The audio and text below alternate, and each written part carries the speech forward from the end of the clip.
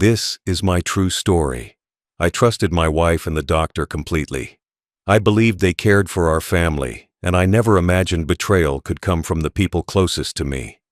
But one day, I discovered something that broke my heart completely. I found proof of a secret affair between my wife and the doctor I trusted more than anyone. Everything I believed was shattered in a single moment. What I did next changed their lives forever. Before I share the full story, tell me where you're watching from and what time it is there. And please subscribe so my stories reach more people.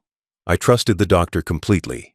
He was someone I had believed in from the very first day he started treating our family. I thought he had our best interests at heart. Every visit, every recommendation, every small suggestion he made seemed to be for our well-being, and I followed it without question. My wife also trusted him, and I admired the way she took his advice seriously. I never imagined that someone so respected and seemingly honest could become a source of pain in my life. I respected him professionally. I believed that his education, his years of training, and his apparent care for others made him incapable of deceit. I never once doubted his integrity. I thought he was a man of honor, someone who lived by rules and who would never take advantage of anyone, least of all a family that placed its trust in him completely. My wife relied on him heavily. She would call him to discuss minor health issues, seek his advice for what she ate, how she exercised, how she handled stress, and how to take care of herself in her daily life. I watched her listen to him with admiration and gratitude, and I felt a quiet pride that she had a trustworthy person guiding her. I never imagined that the guidance I admired and the attention I thought was professional would eventually turn into something so destructive. I believed in her loyalty, in her love, in the bond we shared. I thought that all these years, through good times and bad, we had a foundation that could withstand anything. I never considered betrayal because it seemed impossible that the woman I loved most would ever cross that line, especially with someone I respected deeply. I also believed that my marriage was strong enough to endure challenges. We had shared decades together, built memories, celebrated milestones, and endured hardships. I thought that years of commitment, of love and sacrifice would create a bond that could not be broken. And yet, I never imagined that the very person we trusted to protect our health and the very person I loved could conspire together in secret.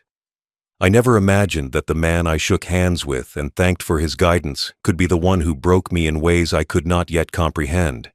I never imagined that my wife's admiration for him could transform into desire, betrayal, and lies. Even simple things I once took for granted became part of my trust. When she spoke about appointments, when she shared her daily experiences with him, I believed it was harmless. I thought that caring for someone's health was a noble act, not something that could be turned into deception. I never imagined that the very attention that I respected could be a mask hiding a betrayal that would destroy my world. I never questioned her behavior because I assumed loyalty, honesty, and respect were basic to the people I loved. I assumed that the professional ethics of a doctor would protect us from harm, not become the tool of pain. Looking back, the truth is that I was blind, but it was a trusting blindness, a blindness born out of faith in people I loved. I never doubted her, never doubted him. I thought that as long as I worked hard, lived honorably, and loved faithfully, life would continue on a steady path. I had no reason to suspect that the person I allowed into our lives and the woman I shared everything with could betray me so deeply.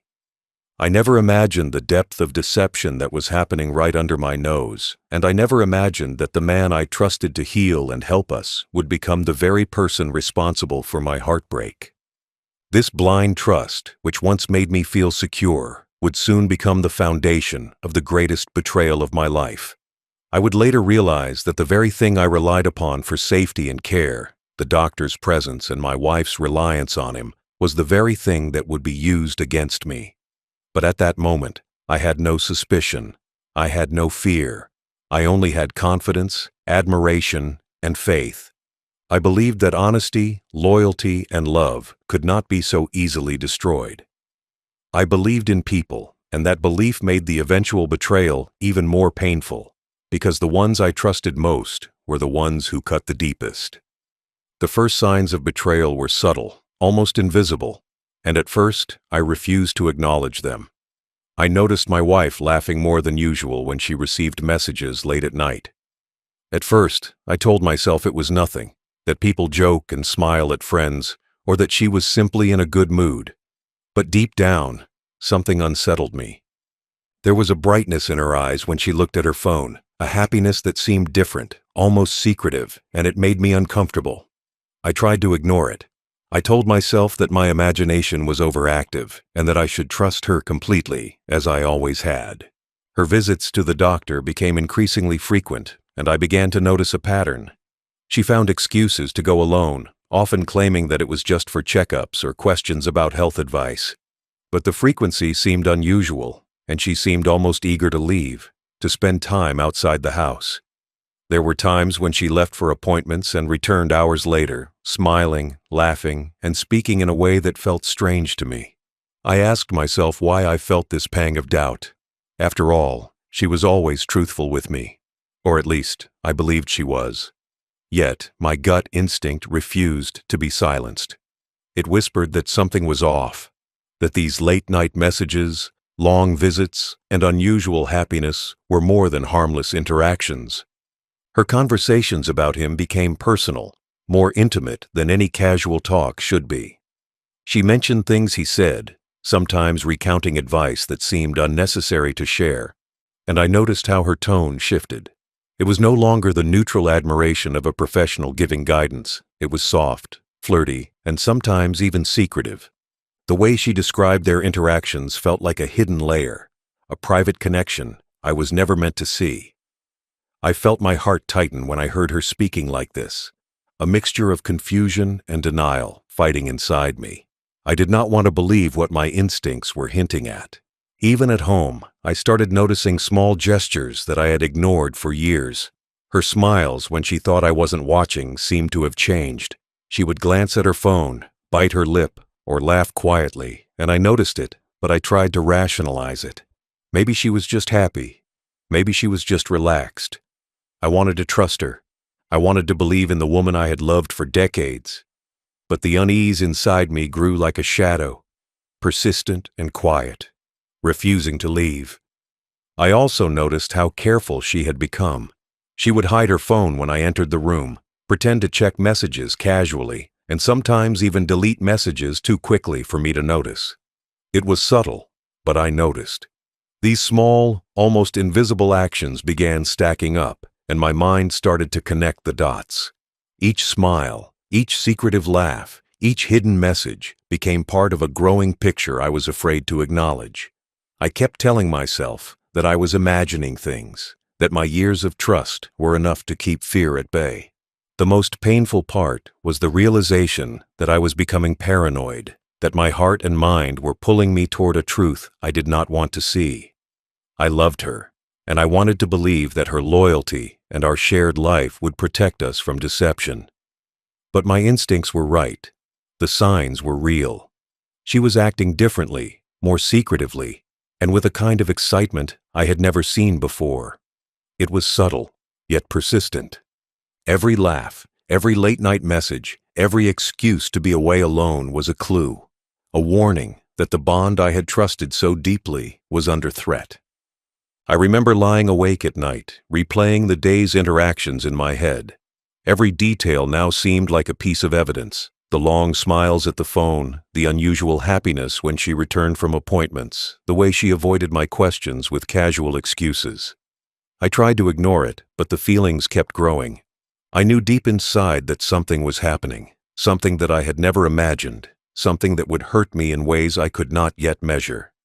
The first signs were small, subtle, almost ignorable, but they were there, persistent, and they demanded my attention.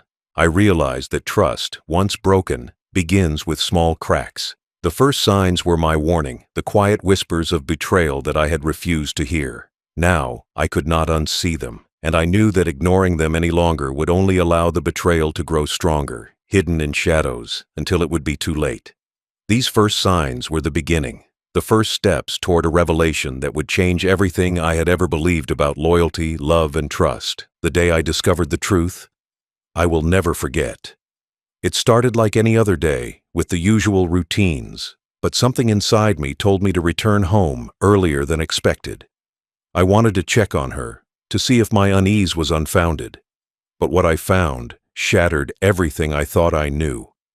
She was not alone. She was with him. The doctor I had trusted completely. The man whose advice I had followed without question, whose presence in our lives had always seemed professional, harmless, even respectable. The sight of them together, laughing too closely, sharing private moments meant to be hidden, hit me like a hammer. My chest tightened, my vision blurred, and my mind struggled to comprehend what was happening. At first, I could not believe it. My heart refused to accept the betrayal. I watched them, frozen in shock, as the reality slowly sank in. The closeness between them, the whispers, the smiles, the subtle touches, all of it screamed betrayal. Every second felt like a lifetime as I realized that my wife, the woman I had loved and trusted for decades, had been sharing her heart, her body, and her secret thoughts with someone I considered a pillar of our lives. And the betrayal was not only emotional, it was intimate, secretive, and deliberate. I felt a deep, almost physical pain, sharper than any disappointment, sharper than any loss I had ever experienced. Later, when I gathered the courage to examine her phone, the evidence was undeniable. Hidden messages filled the screen, each one more damning than the last. Words of passion, words that mocked me, words that revealed plans and meetings I had never imagined. Photos were exchanged, pictures that captured moments that should never have existed, moments where my trust had been taken and used against me.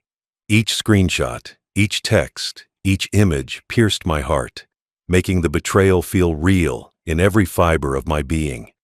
It was as if the life I had built was crumbling in slow motion, leaving me to watch helplessly as my world fell apart. I could not understand why. I had given everything, my loyalty, my love, my time, my health. I had believed in the doctor, in my wife, in the foundation of trust we had built. And yet they had conspired together, laughed behind my back, and shattered everything without a thought. The magnitude of the betrayal was staggering.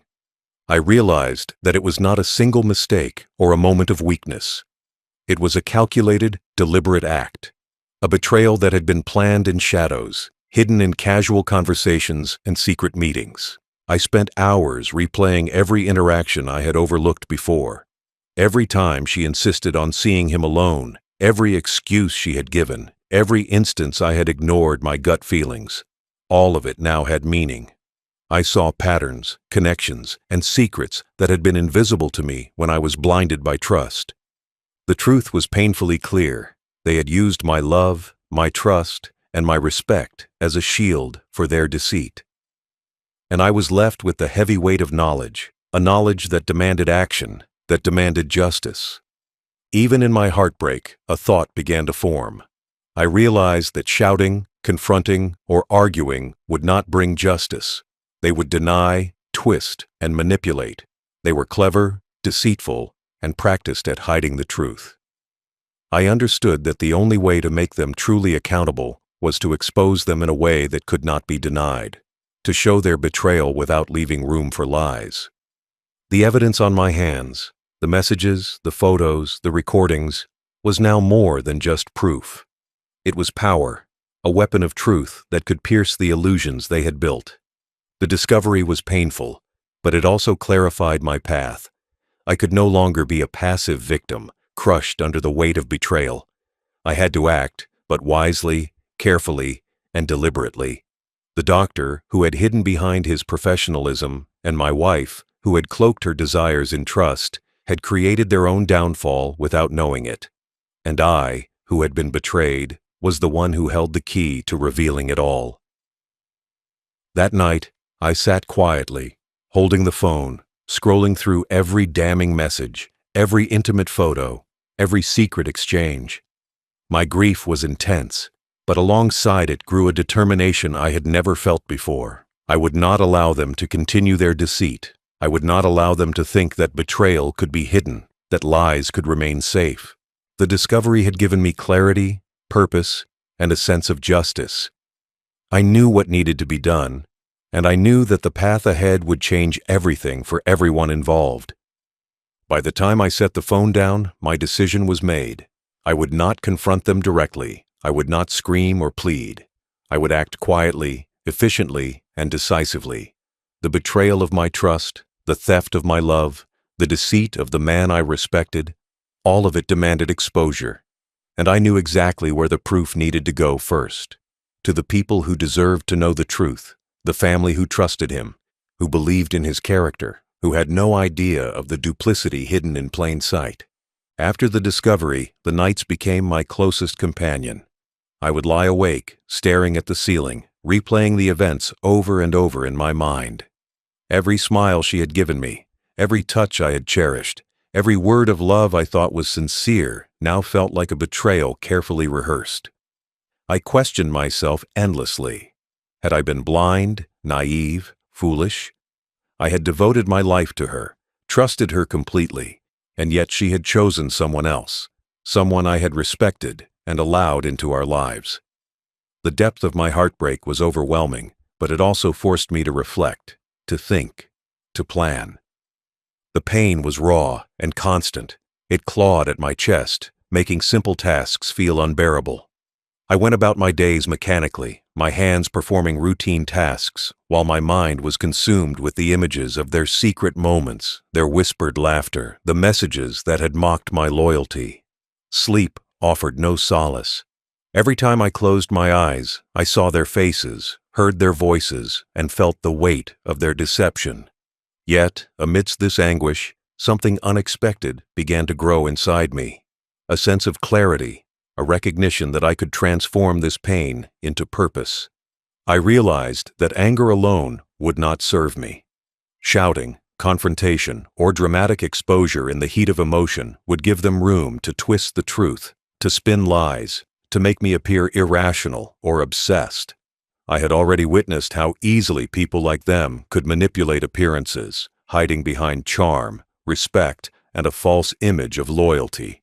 The more I thought about it, the more I understood that silence, patience, and calculated action would be my most powerful allies.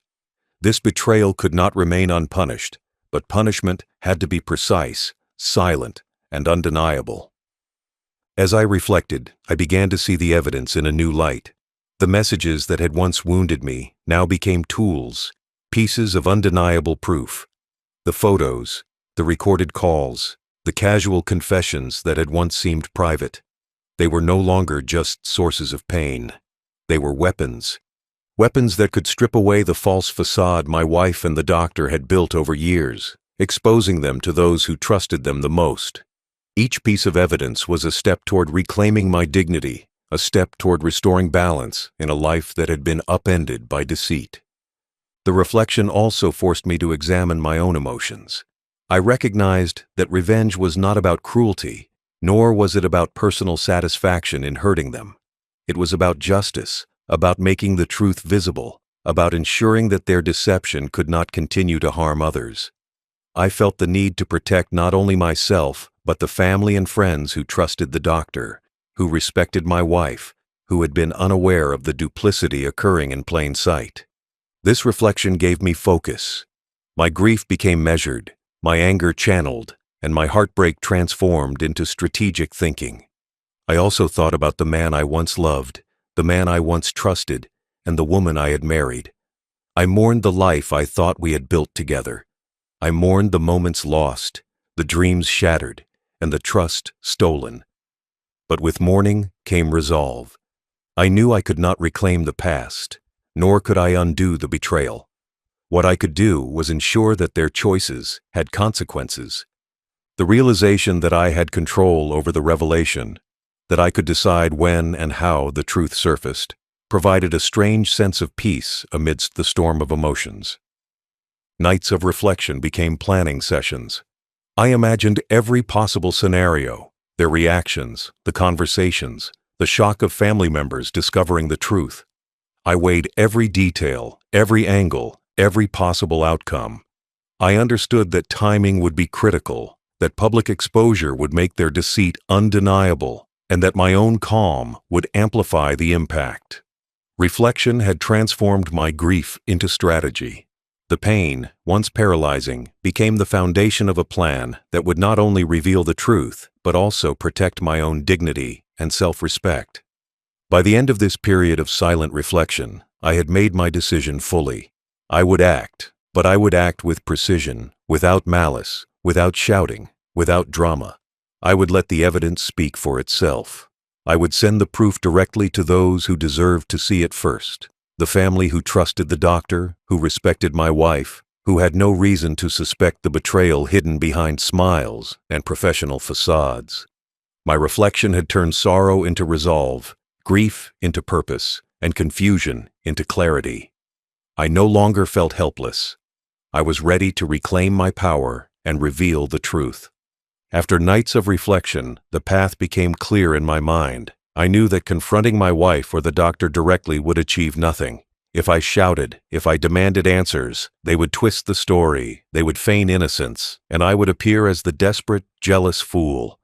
I had seen it happen before with people who hid their sins behind charm and false respect. They thrived on deception, using lies and manipulation to escape accountability.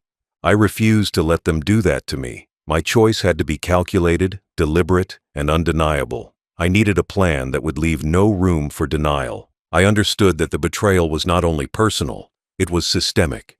Both of them had carefully hidden their relationship, covering tracks, creating alibis, pretending to be loyal to me and to those around them.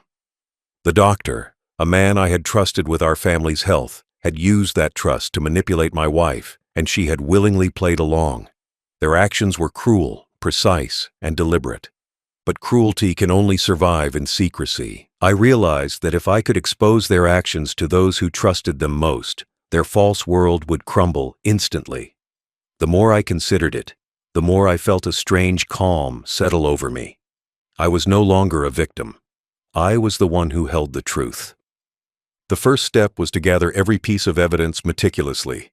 I went through her phone again, this time with a sharp eye for detail. Every message, every photo, every subtle conversation became a potential proof. I cross-checked dates and times, making sure there could be no argument about authenticity. I remembered the calls she hid late at night, the secret smiles she gave when she thought no one was watching, and I made careful notes. I photographed the evidence, organized it, and saved it in multiple copies. Each piece was a brick in the wall I was building, a wall that would finally expose their lies. I also reflected on who needed to see the evidence first. It had to be the doctor's family, the ones who trusted him completely, who never suspected he could betray those closest to him. They deserved to know the truth, to see the man they admired for who he really was. I thought about the impact this would have, and I did not feel joy or malice, only the clarity that justice had to be done. It was not revenge for my own satisfaction. It was the correction of a wrong that had been carefully hidden. The decision became simple. The truth had to reach them before it became another lie, another cover-up, another betrayal hidden behind polite smiles. I spent hours planning the delivery. I wanted it to be undeniable, so I compiled everything into an organized file, labeling each message and photo clearly, arranging them in chronological order so that the sequence of events would be easy to understand. I included everything that showed the pattern, the intent, and the repeated acts of deception. I wanted the evidence to speak for itself because words could be twisted, excuses could be made, but clear, undeniable proof could not. Even as I prepared the materials, I wrestled with my emotions. There was still pain, still heartbreak, still a bitter ache in my chest. But I was determined not to let it control me. I reminded myself that anger without strategy is wasted energy. Rage without precision is like a storm that destroys everyone indiscriminately. I did not want to destroy myself. I wanted to restore balance and reclaim my dignity. I wanted the people who deserved the truth to see it without interference or manipulation. By the time the file was ready, I felt a strange sense of calm. I had converted my grief into action, my heartbreak into strategy, and my despair into focus. The betrayal could no longer dominate my life. I held the key to exposing the truth, and with that key came power, clarity, and an unshakable sense of justice. I was no longer at their mercy. Finally, I decided how to send it. There would be no confrontation, no face-to-face accusations, no dramatic scene. I would let the evidence reach the doctor's family quietly, allowing the truth to unfold naturally. It would speak louder than any argument, louder than any pleading, louder than any excuse. In that decision, I felt the weight of the betrayal lift slightly from my shoulders. The path forward was clear, silent, precise exposure, ensuring that the consequences fell where they rightfully belonged. I took a deep breath, knowing that once the evidence was sent, there would be no turning back. My life would change, their lives would change, and the truth would finally walk into the light. In that moment, I felt the final clarity. The decision was made, the plan was ready, and the act of justice was imminent. My heartbreak had been transformed into purpose, and nothing could shake the resolve I had built over those long nights of reflection and planning. Once the decision was made, the real work began. Gathering the evidence was not just a task, it was a necessity. I knew that if I skipped a single detail or left a single message unchecked, the entire truth could be questioned, and all my pain would be wasted. I spent hours going through her phone, her messages, and any record of her interactions with the doctor. Every late-night call, every secret text, every subtle photograph that hinted at their hidden closeness was carefully documented. I copied screenshots, backed up files, and labeled each piece with the date, the time, and the context, ensuring that the story of their betrayal would be unmistakable. Each message told a story, but together they formed a pattern of deceit, manipulation, and repeated betrayal. I realized that what hurt me most was not just the infidelity, but the planning behind it, the way they hid it so skillfully, the way they laughed at me behind my back. That same laughter, recorded in messages, became my tool now. What was once a weapon against me was now a weapon I would wield carefully and deliberately. I was no longer the one being deceived. I was the one controlling the narrative. It was difficult to remain calm as I organized the evidence.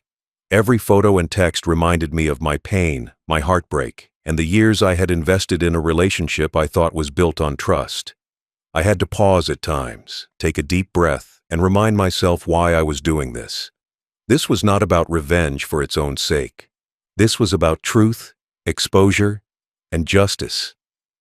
I was giving the people who deserved to know, the doctor's family, the opportunity to see the man they trusted for who he really was.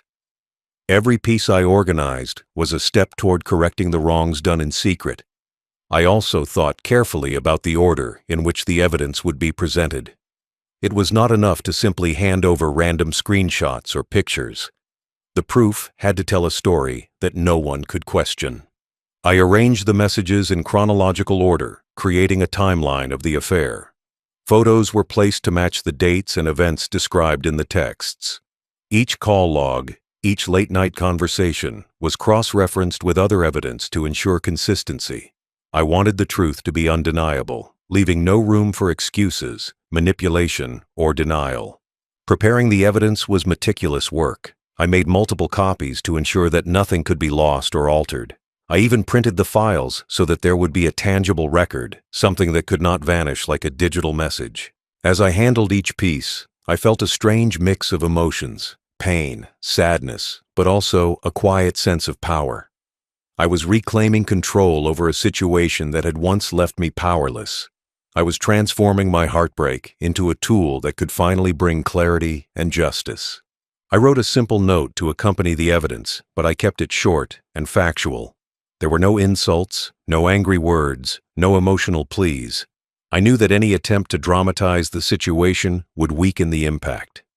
The evidence was enough on its own.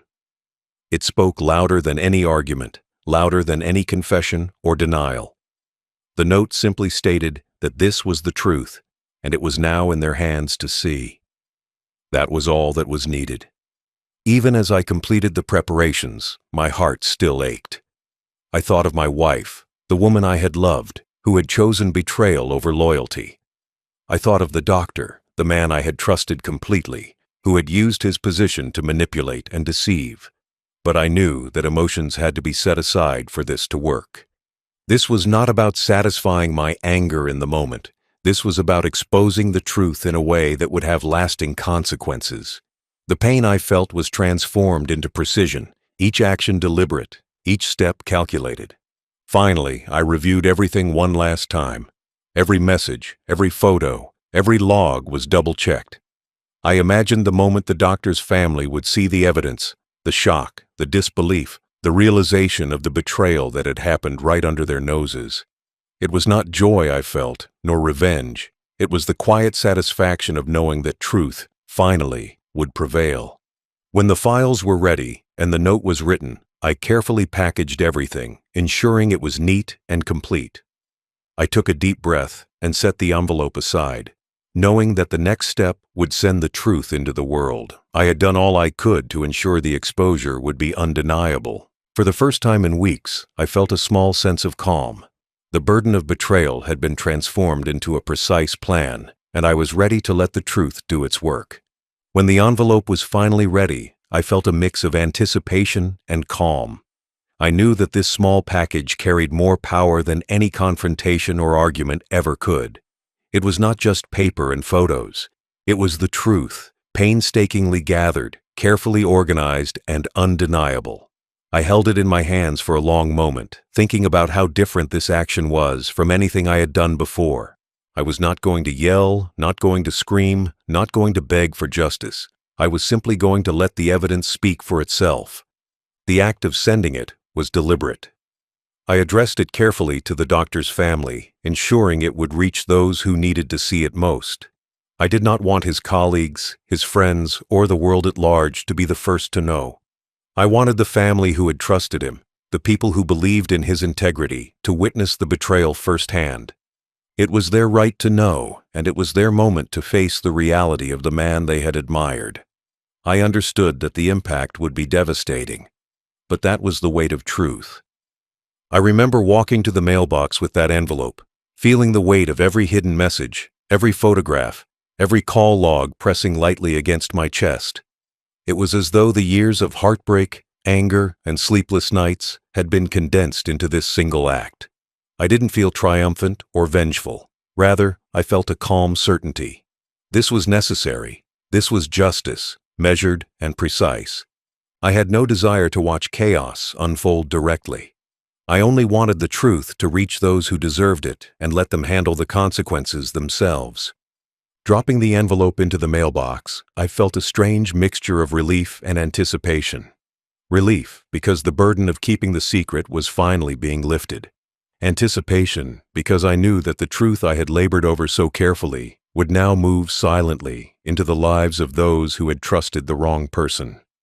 I had transformed my grief and betrayal into a tool, and now that tool was in motion. The envelope, simple and unadorned, carried a force more powerful than any shout or confrontation. As I walked away, I thought of the doctor and my wife, unaware that the storm was about to reach them.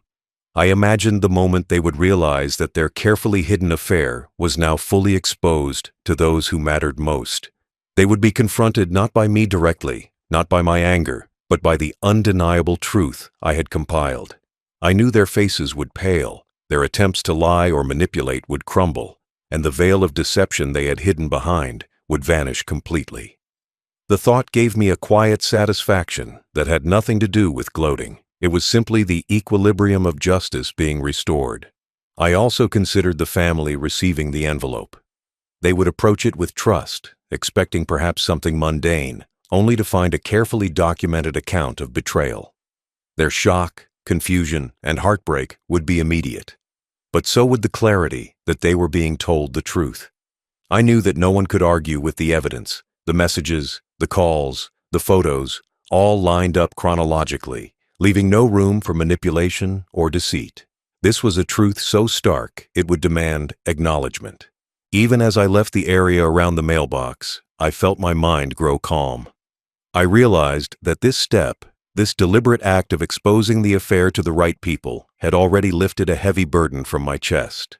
The secrecy, the betrayal, and the humiliation that had haunted me for weeks would now have consequences far beyond what I could imagine.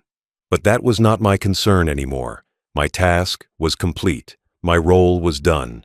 The truth had been set in motion, and I could finally release myself from the grip of their deception.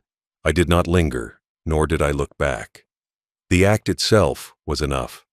I knew that I had done everything I could to make sure the exposure would be undeniable and that it would reach the people who needed to see it first. My wife and the doctor would face the consequences of their choices, not through my words or anger, but through the cold, silent, undeniable truth. I walked home with a lightness I had not felt in months, knowing that the power of evidence had replaced the pain of betrayal. In that moment, I promised myself that I would carry no bitterness, no need for revenge beyond what I had already done. The envelope was out there now, and its contents would speak louder than any argument, any confrontation, any scream. I had transformed my heartbreak into precision, my anger into purpose, and my betrayal into clarity. That day, I understood something profound. Sometimes the quietest acts of truth are the most powerful, and the most lasting form of justice is exposure. It did not take long for the storm to break. The doctor's family opened the envelope, expecting perhaps something trivial, and instead found the truth laid bare in cold, undeniable detail. Each message, each photo, each call log confronted them immediately with the reality they had never imagined. The expressions on their faces, shock, confusion, disbelief, told me everything I needed to know. Their trust in him, the man they had admired, was shattered within moments. I imagined the weight of betrayal settling on their hearts, the disbelief turning into anger, the confusion into painful clarity. The consequences were immediate. I could already see in my mind's eye the doctor being questioned, his own family confronting him with the evidence I had compiled so meticulously. There was no room for excuses, no space for manipulation, no way to twist the truth. Every attempt to deny or deflect would crumble under the sheer weight of documentation. I knew this because I had seen the way he relied on secrecy, the way he thought clever lies could cover deceit. But the evidence was beyond cleverness, beyond deception. It was absolute, and it was final. My wife, of course, was caught in the same web. She had trusted her charm, her secrecy, her ability to manipulate perception to keep everything hidden. But now, with the truth in the hands of those who mattered most, all her careful efforts were undone. I imagined her face, frozen with fear and disbelief, as her private choices became public knowledge in the most intimate of circles. The family she had long wished to impress, the people who had believed in her loyalty. The power of exposure had stripped her of every mask she wore. I remember feeling a strange mixture of vindication and relief as I thought about their reactions. I did not celebrate or gloat. I did not need to. The fallout itself, the sudden and undeniable collapse of their carefully constructed image, was far more satisfying than any shouting or argument I could have made. I had no need to be present for their humiliation. The truth did that work silently, efficiently, and permanently. Every person who had once admired the doctor now knew him for what he truly was, and my wife's deceit was laid bare in a way she could never undo. Even though I had been hurt deeply, I realized in that moment that I was no longer the victim in their story. I had been patient, I had been careful, and I had acted with precision. The evidence was now in motion, and I could finally let go of the bitterness that had consumed my nights. I felt the weight of deception lifting from my shoulders, replaced by the calm certainty that justice had been served in the quietest, most powerful way possible. They were facing the consequences, and I had no role left to play other than to move forward. I imagined the community whispers, the small discussions that would ripple through families and friends as the news of their betrayal spread. The doctor's reputation, built over years of supposed integrity, would crumble before the eyes of those who had respected him.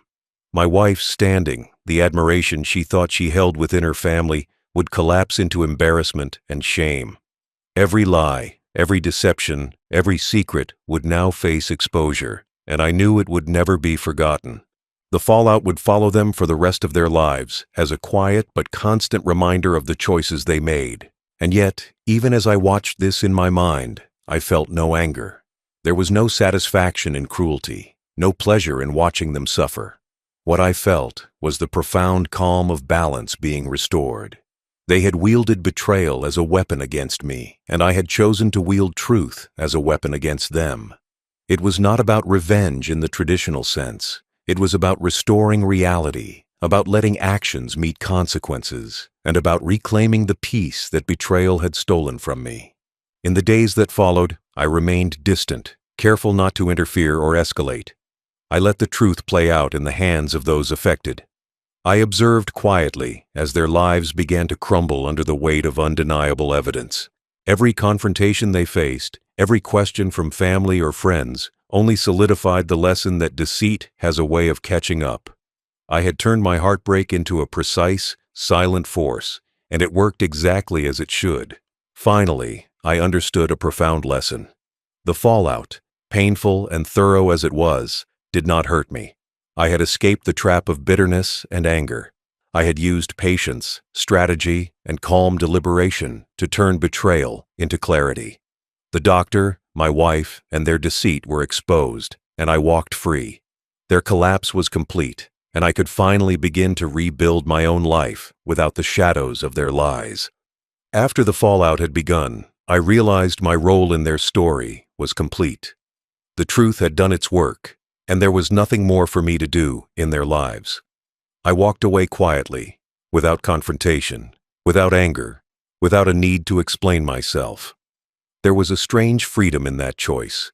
I did not need to shout, did not need to plead, did not need to justify the years I had spent loving and trusting. The exposure of their betrayal had already spoken louder than any words ever could. I had given them the gift of truth, and now it was time for me to reclaim my own life. I left the house where my wife's family had gathered that night, leaving them to confront their own chaos. I walked through the familiar streets slowly, taking in the night air, noticing the calm that had eluded me for so long. Every step I took felt lighter than the one before. The burden of betrayal, of secrecy, of being manipulated by those I had loved and trusted, began to lift. For the first time in months, perhaps years, I felt a sense of peace that had nothing to do with revenge or anger. It was simply the relief of truth finally being acknowledged. As I walked, I reflected on the years I had spent building a life, on the patience I had given, and on the loyalty I had offered. I had trusted completely, perhaps foolishly, but I had done so with an honest heart. And though that trust had been shattered, I had turned my heartbreak into a force of precision rather than destruction. The silence of my departure was my statement. It was not bitterness that I carried, it was dignity. I had learned that sometimes the quietest actions speak the loudest. I had exposed betrayal without lowering myself to lies or threats.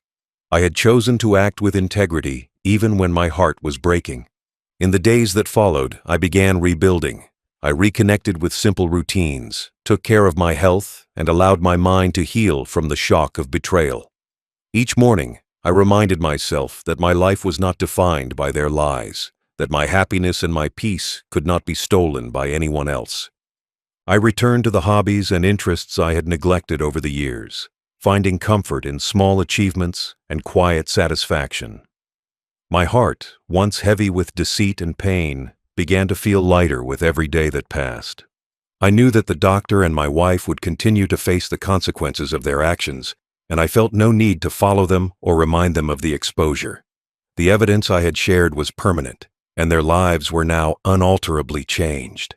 They would see the truth reflected in the eyes of those they loved, in the whispers of the community, and in the silence of the people they had deceived. That was punishment enough, and it required no further intervention from me. I had fulfilled my purpose and could now live free from the shadows of their betrayal. Walking away, I also carried with me a sense of accomplishment that had nothing to do with pride and everything to do with justice. I had been wronged, humiliated, and betrayed, but I had not allowed that pain to consume me. I had acted with patience, with foresight, and with dignity. I had turned my heartbreak into a force that restored balance and revealed the truth. And in doing so, I preserved something that no one could take from me: my own self-respect. Over time, I understood that escape was not only physical, but also emotional. I had freed myself from the toxic weight of mistrust, from the anger that had threatened to dominate my thoughts, and from the grief that had clouded my mind. I had chosen to rise above, to let my actions speak for themselves, and to find calm in the midst of chaos. That calm was priceless, and it was mine alone. Finally, I learned a lasting lesson. Revenge does not need to be loud, destructive, or cruel. True revenge, the kind that brings peace, comes through careful thought, patience, and the quiet revelation of truth. I had taken my heartbreak, my betrayal, and my pain and turned them into something meaningful. I had acted not in anger, but with precision. I had walked away, leaving the echoes of their deceit behind me, carrying only the quiet knowledge that I had done what needed to be done, and I had done it with integrity. Now, as an old man, I tell this story not to relive my pain, but to share the lesson that life has carved into me. I have had decades to think about betrayal, heartbreak, and revenge, and I can say without hesitation that truth is the sharpest weapon anyone can wield. I lost a wife I loved deeply, someone I trusted completely, and I lost the man I once believed was a healer, a protector, someone who should have kept his hands clean and his honor intact. But I did not lose myself. I preserved my dignity, my patience, and my sense of justice.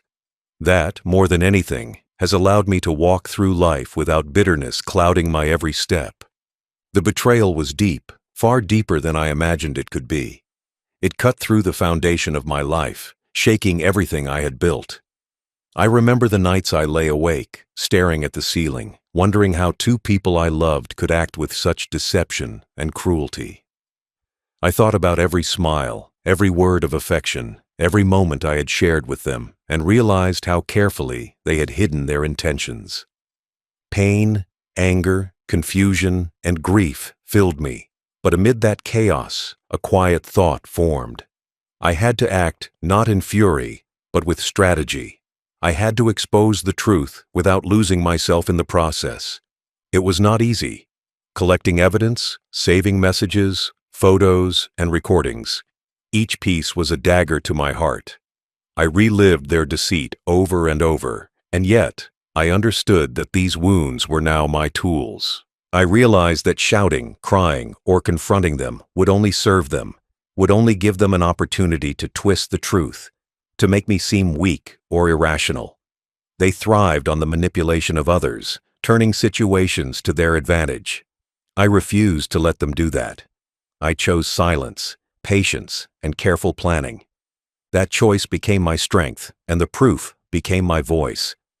I also realized that revenge does not have to be loud to be effective. I did not need to humiliate them with shouting or threats. I did not need to destroy their lives with anger-fueled actions.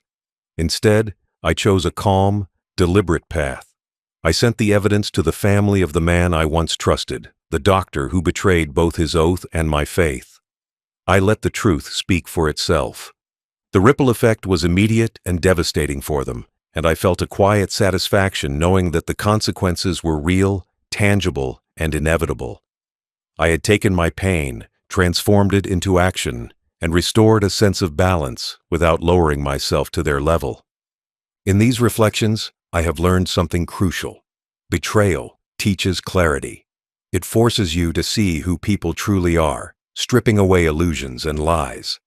My wife, the man I trusted, and I, all of us, were exposed to a different reality than we had imagined. But unlike them, I emerged from the storm, not broken, not diminished, but sharpened. I learned the power of patience, the importance of planning, and the value of dignity above all else. The heartache I endured could have consumed me, but instead, I turned it into a force that revealed the truth and preserved my integrity. Now, when I speak of that time, I feel no anger, no desire for retribution. The lessons are clear, and the wounds have healed into wisdom. I know that life may still bring challenges, betrayals, and heartbreaks, but I also know that patience, calm, and truth are stronger than any deceit. I have spent my years teaching myself to value integrity over emotion, to act with strategy over impulse, and to choose exposure over confrontation. That has been my greatest victory. Finally, I want anyone listening or reading to understand one thing. Betrayal can destroy, but it can also illuminate. It can show you who people really are, who is loyal, and who is not. And if you act with thoughtfulness, patience, and precision, you can turn heartbreak into a force that restores balance, not chaos. I lost trust, I lost love, but I preserved my soul. My story is a testament to the fact that dignity, calm, and truth always prevail over deceit. Final thought. They betrayed my heart in secret. I revealed it to the people who mattered, and in that quiet revelation, I found freedom, strength, and peace that no betrayal could ever take away.